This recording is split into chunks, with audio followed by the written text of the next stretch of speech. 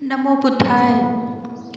बुद्ध कहते हैं व्यक्ति कर्म से महान बनता है।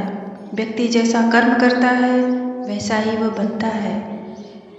दोस्तों, मेरे वीडियो को लास्ट तक ज़रूर देखिएगा। मेरे चैनल को सब्सक्राइब कीजिएगा, लाइक शेयर और कमेंट ज़रूर कीजिएगा। बुद्ध कहते हैं व्यक्ति कर्म से महान बनता है। एक बार जैन वन में सभी ग्रामवासी भगवान बुद्ध के दर्शन करने और उपदेश सुनने के लिए एकत्र हुए। उस समय महाकश्यप, सारिपुत्र, चुंद और देवदत्त जैसे बुद्धजन बुद्ध के साथ धर्म विषयक गंभीर चर्चा में मग्न थे। ग्रामवासी थोड़ा ठिठक कर खड़े हो गए, क्योंकि इतने ज्ञानी जनों के बीच उन सभी को असहज सा महसूस हो रहा था। कुछ देर बाद बुद्ध की दृष्टि इन ग्रामवासियों पर पड़ी। उन्होंने तुरंत धर्म चर्चा को रोक दी। प्रबुद्धजन बुद्ध के इस व्यवहार पर चकित हो उठे और प्रश्नात्मक दृष्टि से उनकी ओर देखा। बुद्ध अनाथपिंडक नामक जिज्ञासु से बोले, भद्र उठो, सामने ब्राह्मण मंडली खड़ी है, उन्हें आसन दो और आतिथ्य की सामग्री ले आओ। अनाथपिंडक ने पीछे मुड़कर देखा तो उसे ब्राह्मण मंडली तो कहीं नहीं दिखी। मैले कुचैले या फटे वस्त्रों में खड़े ग्रामवासियों का झुंड दिखाई दिया। पिंडक ने शक्ति स्वर में कहा, देव, उन लोगों में एक भी ब्राह्मण नहीं है। ये सभी तो निम्न जाति के हैं, कई तो इनमें शूद्र हैं। बुद्ध गंभीर होकर बोले, पिंडक, जो व्यक्ति सदा श्रद्धावान है वह ब्राह्मण ही है। ये लोग प्रयोजन के लिए भावयुक्त होकर आए हैं, इसलिए इस समय तो ये ब्राह्मण ही हैं, अतः तुम इनका समुचित सत्कार करो।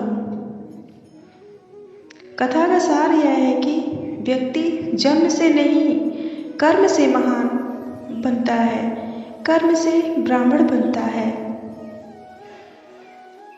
जो सत्कुड़ी हो और सत्कर्मी हो वे शूद्र जाति में जन्मने के बावजूद ब्राह्मण है तथा उसी रूप में उनका आदर किया जाना चाहिए। व्यक्ति कर्म से ही तो महान बनता है। बुद्ध कहते हैं जीवन का संतुलन आवश्यक है। जीवन को जीने में जीवन के लिए जीवन में संतुलन बहुत जरूरी है।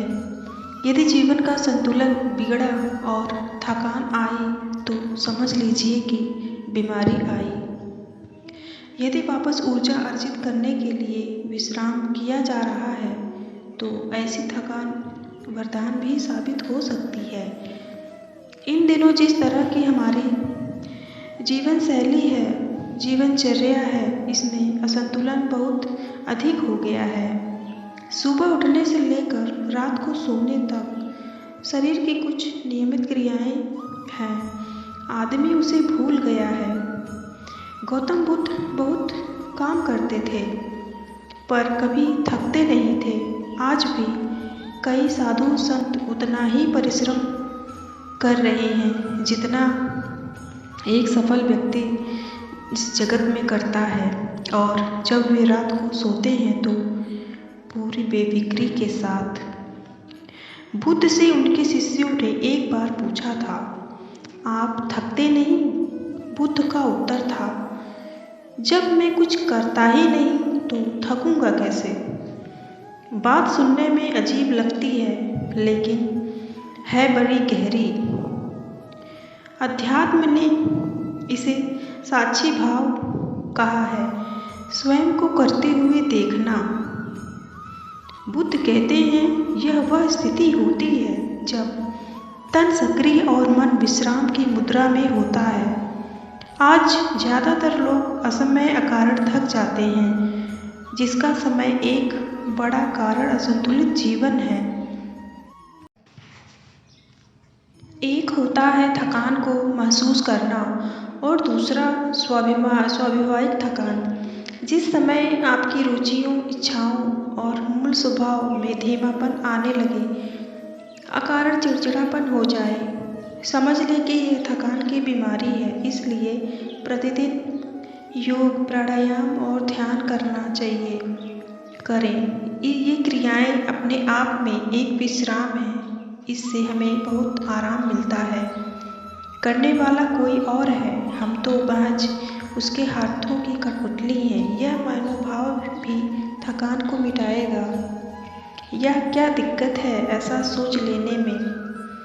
हमें अपने जीवन शैली में व्यायाम, प्राणायाम इत्यादि को महत्व देना चाहिए। दोस्तों, चैनल को सब्सक्राइब कीजिए, लाइक, शेयर और कमेंट कीजिए। धन्यवाद।